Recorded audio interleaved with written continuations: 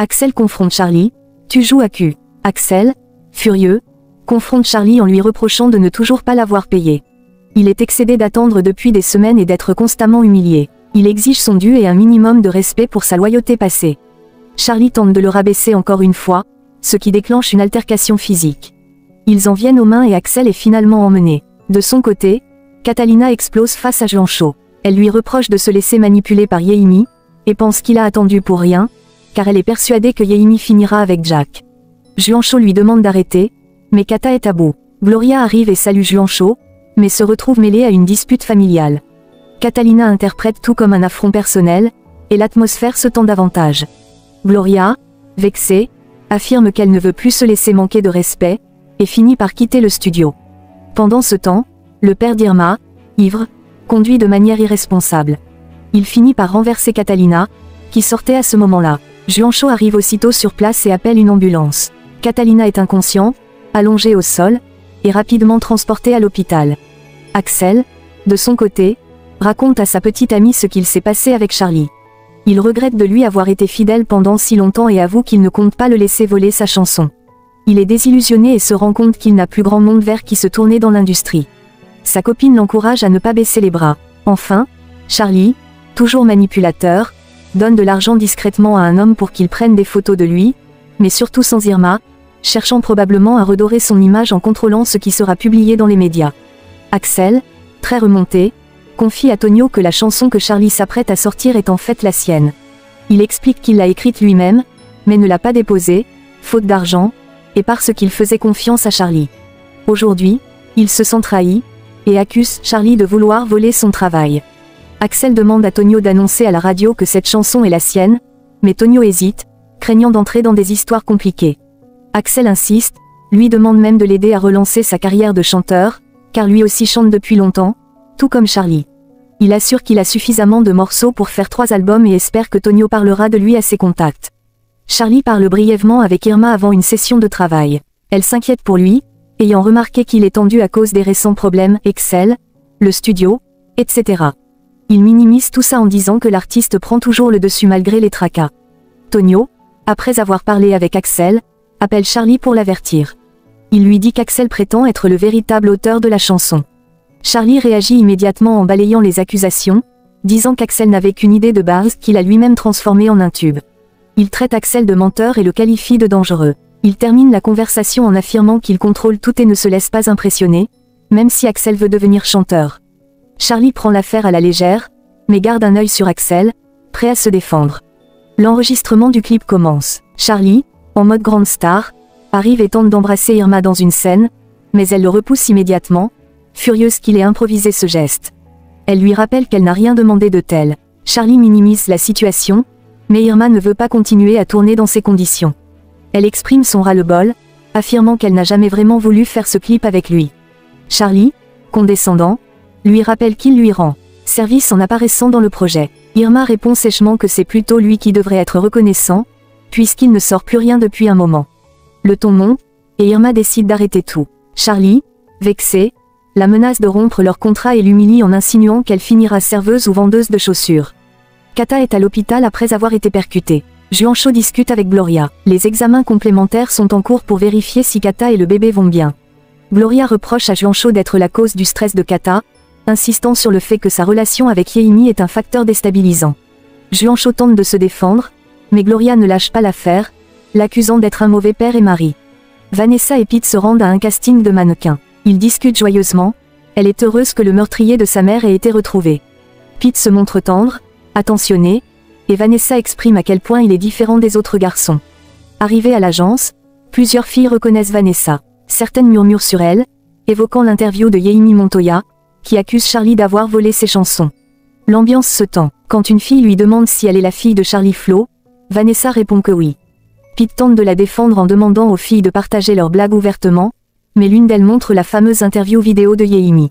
Vanessa est bouleversée et quitte les lieux précipitamment. Elle explique à Pete qu'elle doit aller parler à Yeimi pour comprendre pourquoi elle raconte ça sur son père. Pete tente de la retenir, mais Vanessa insiste, tout ce qui touche à Charlie la blesse profondément, et elle ne peut pas ignorer ce que Yeimi a dit. Le docteur informe Juancho et Gloria que Catalina est hors de danger, tout comme le bébé. Cependant, Sa jambe droite a été gravement touchée dans l'accident.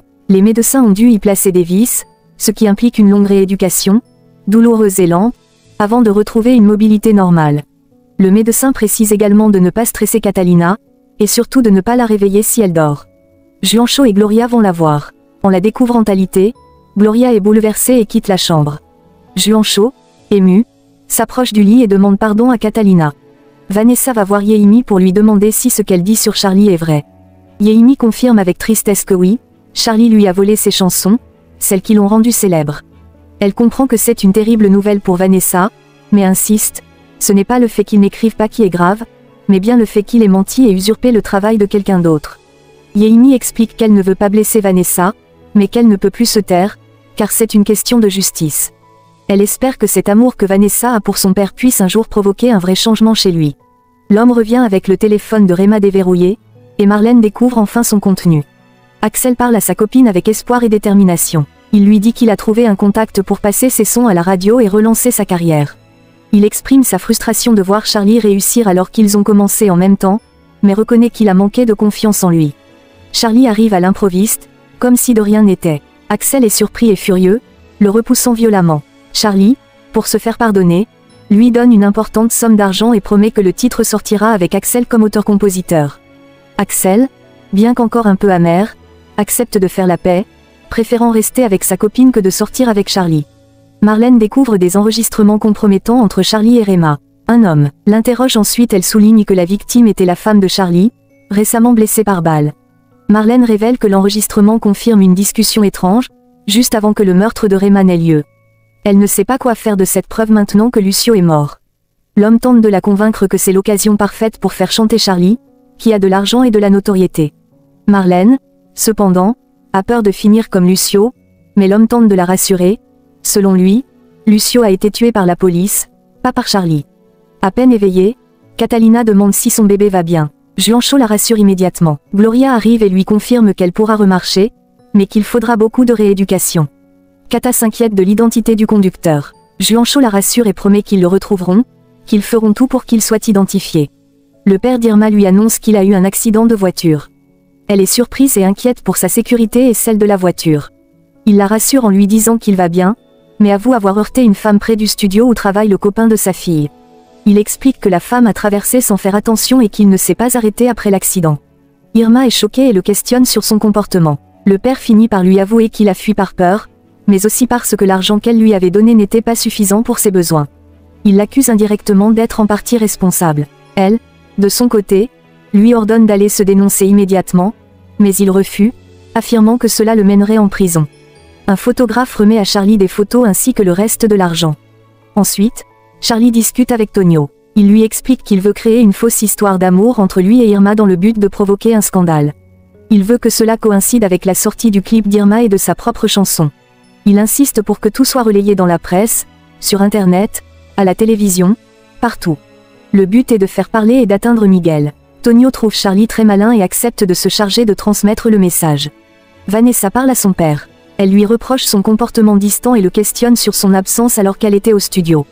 Elle remarque qu'il semble contrarié lorsqu'elle mentionne Eric, ce qu'elle ne comprend pas, surtout en considérant qu'Eric est son frère. Son père, gêné, lui demande de le laisser gérer les choses à sa façon et de ne pas le juger sans arrêt. La discussion s'échauffe brièvement, mais Vanessa préfère changer de sujet. Elle lui demande pourquoi il la cherchait. Son père lui révèle qu'il a vu une vidéo dans laquelle Yeimi l'accuse de lui avoir volé des chansons. Il nie fermement les accusations, déclare qu'il en a assez de ses mensonges, et prévoit de porter plainte.